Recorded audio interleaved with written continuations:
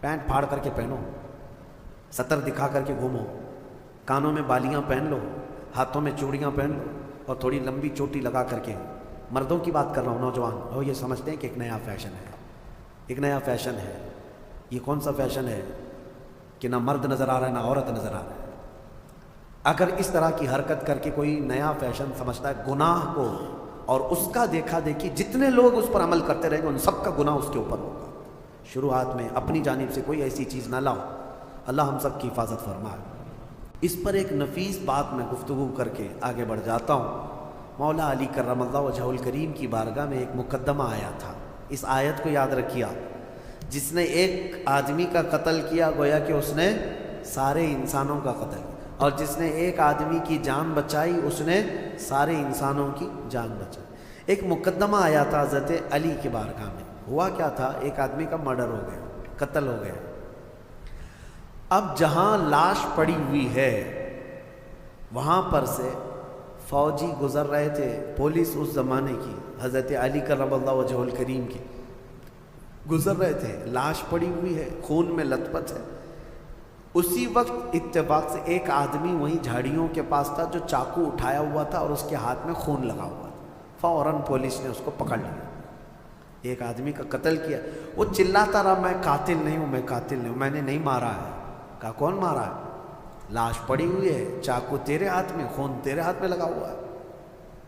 پکڑ کر کے لے کر کے آئے اور پھر مولا علی کرم اللہ وجہہ الکریم کی بارگاہ میں پیش کیا گیا. اور یہی پولیس والوں نے گواہی دی کہ ہم نے اس کو دیکھا ہے، جائے واردات پر یہی تھا، قتل کی جگہ پر یہی تھا اور کوئی نہیں تھا. اور چھری بھی اس کے ہی ہاتھ میں تھی، چاقو اس کے ہاتھ میں تھی اور لاش تر و تازہ تھی.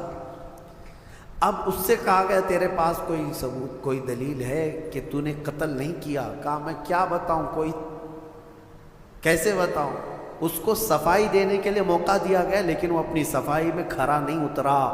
تو حضرت علی نے فیصلہ فرمایا کہ قتل کی سزا قتل ہے.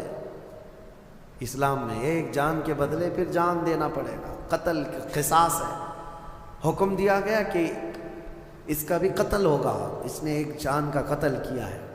وہ کھڑا تھا. اب اس کو سزا کے لیے، موت کی سزا کے لیے لے جایا جا رہا تھا. اتنے ہی میں عدالت میں ایک شخص بھاگتا ہوا آیا، دوڑتا ہوا آیا. کہا امیر المومنین اس شخص کو چھوڑ دے، وہ بے گناہ ہے، وہ مجرم نہیں ہے.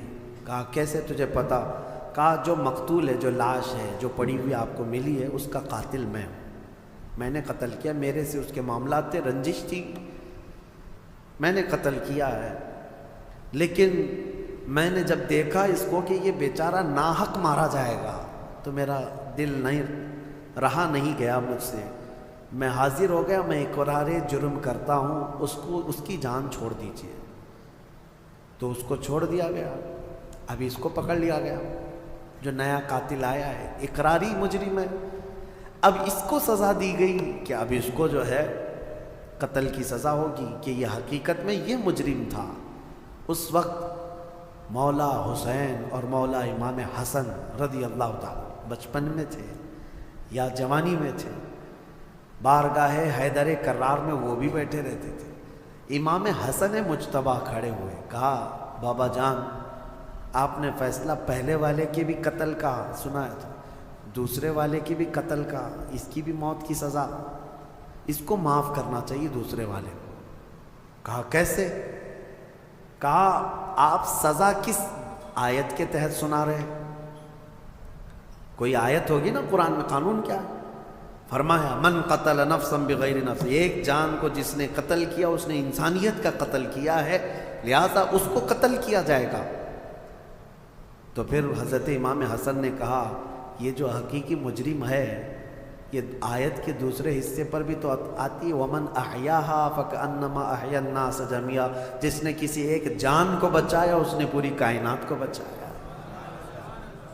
اگر یہ نہ آتا تو وہ ناحق مارا جاتا. پہلا والا یہ آیا اور اس کی جان کو بچایا ہے اس نے، تو بچانے کا انعام بھی تو اس کو ہونا چاہیے. تو اس کو بچانے کے عوض میں پھر اس کو معاف کرنے کا پروانہ دیا گیا. لیکن جو مقتول تھا اس کے گھر والوں کو بلایا گیا کہ کیا تم اس قاتل کو معاف کرتے ہو؟ تو دیت لے کر کے جو معاوضہ ہوتا تھا وہ لے کر کے گھر والوں نے بھی اس کو معاف کیا۔ میرے عزیزو، یہ آیت آج پوری دنیا جانتی ہے، قرآن میں موجود ہے۔ ہم مصر میں تھے پڑھنے کے زمانے میں، اس آیت کو دہرا رہا تھا امریکی پریسیڈنٹ اس وقت اوباما، وہاں پر آیا ہوا اور وہ یہ آیت کو بار بار پڑھ رہا تھا اور بتا رہا تھا کہ اسلام میں یہ ہے کہ ایک قتل جس نے کیا گویا کہ پوری انسانیت کا قتل کیا، اور جس نے ایک آدمی کو بچایا اس نے پوری کائنات کو بچایا۔ وہ بڑے بھاشن تھے، لیکن ہم یہ سوچ رہے تھے جو اسلام کی اتنی باریکی کو جانتے ہیں اور پھر دہشت گردی کا لیبل اسلام کے اوپر تھوپتے کیوں ہیں؟ جس دین نے یہ فرمایا ایک قتل بھی ناحق جائز نہیں، اس دین کے اوپر اتنا بڑا بلیم کہ یہ قتل کا آرڈر دیتا ہے، لوگوں کو مارنے کا حکم دیتا ہے۔ میرے عزیزو، آج بھی ہندوستان میں یہی پروپیگنڈا پھیلایا جا رہا ہے کہ قرآن میں ایسی آیتیں ہیں جس میں کافروں کو مارنے کے لیے آئی ہیں۔ ہاں آئی ہیں، میں انکار نہیں کرتا، آئی ہیں۔ اللہ تعالیٰ نے فرمایا جہاں پاؤ مارو، ہے یہ آیت بہت چبھتی ہے۔ حیث وجدتموہ فاقتلوہم حیث وجدتموہ، جہاں پاؤ قتل کر دو۔ اب اس کو سن کر کے پڑھ کر کے لوگوں کو وہ لگتا ہے کہ قرآن میں قتل کرنے کا حکم آیا، قتل کرنے کا حکم آیا، اتنا واویلا مچاتے ہیں، اتنا ڈھنڈورا پیٹتے ہیں۔ میں آپ کو بتاؤں، آپ اس چیز کو مذاق میں مت لیں، میں اگرچہ آپ کے ساتھ مذاق میں کہہ رہا ہوں، لیکن آیت حقیقت میں ہے اور آج بھی ہے، قرآن میں ہے، ہم نے تلاوت کیا، دوسرے پارے میں موجود ہے آیت۔ لیکن ایک لاجک آپ سے بھی اور ان سے بھی پوچھتا ہوں، دماغ میں آنے والی بات ہے، نماز کیوں پڑھتے ہیں؟ قرآن نے کیا کہا؟ اقیم الصلاۃ، نماز قائم کرو۔ پوری دنیا کے مسلمان نماز پڑھ رہے ہیں کہ نہیں پڑھ رہے؟ کیوں؟ قرآن میں جو آیا مسلمان پریکٹیکلی اس پر عمل کرتے ہیں، قرآن میں خالی لکھنے کے لیے نہیں آیا، مسلمان اس پر عمل کرتے ہیں۔ اور پوری دنیا جانتی ہے سب سے زیادہ پریکٹیکل اپنے دین پر کوئی مذہب کے لوگ کرتے ہیں تو صرف مسلمان کرتے ہیں۔ سب سے زیادہ پریکٹیکلی جو ہے لائف کسی کی ہے ریلیجیس جس کو کہتے ہیں، وہ مسلمان ہے پوری دنیا میں۔ باقی سب کے وہاں لکھے ہوئے بہت کچھ ہیں لیکن زندگی میں نہیں ہے۔ نماز پڑھنے کا حکم ہے، ہم نماز پڑھتے ہیں۔ زکوٰۃ دینے کا حکم ہے، ہم زکوٰۃ دیتے ہیں، ہے نا؟ حج کرنے کا حکم ہے، ہم حج کرتے ہیں۔ روزہ رکھنے کا حکم آیا، ہر سال رکھتے ہیں کہ نہیں؟ تو قتل کرنے کا حکم آیا، 1400 سال سے قتل کیوں نہیں کرتے؟ کیا جہاں مسلمانوں کی حکومت ہے مار رہے قتل کر رہے ہیں؟ اور ان پاکھنڈیوں کو سوچنا چاہیے، اس ملک پہ 700 سال تک ہمارا راج رہا ہے، اگر اس آیت پر عمل کیے ہوتے تو ایک کیڑا بھی نہیں بچتا۔ اس آیت پر اگر عمل کیے ہوتے تو کوئی ایک مچھر اور ایک کیڑا بھی نہیں بچتا۔ انہیں سمجھنا چاہیے کہ اس کا ایک بیک گراؤنڈ ہے، اس آیت کا کس وقت نازل ہوئی، کس کے لیے نازل ہوئی، اور اس کو لا کر کے سب جگہ تھوپتے رہتے ہیں۔ میرے عزیزو، یہ ان کفار و مشرکین کے لیے تھا جنہوں نے صحابہ اکرام کا جینا دوبھر کر دیا تھا۔ اب میں آپ سے ان سے ایک سوال کرتا ہوں، ہمارے ملک میں کوئی دشمن ملک کا نام سنتے ہی ان کے دماغ میں ایک ہی ملک آتا ہے، بہرحال، اور دہشت گرد بھی، آتنکواد بھی وہیں کے ہوتے ہیں ان کے حساب سے۔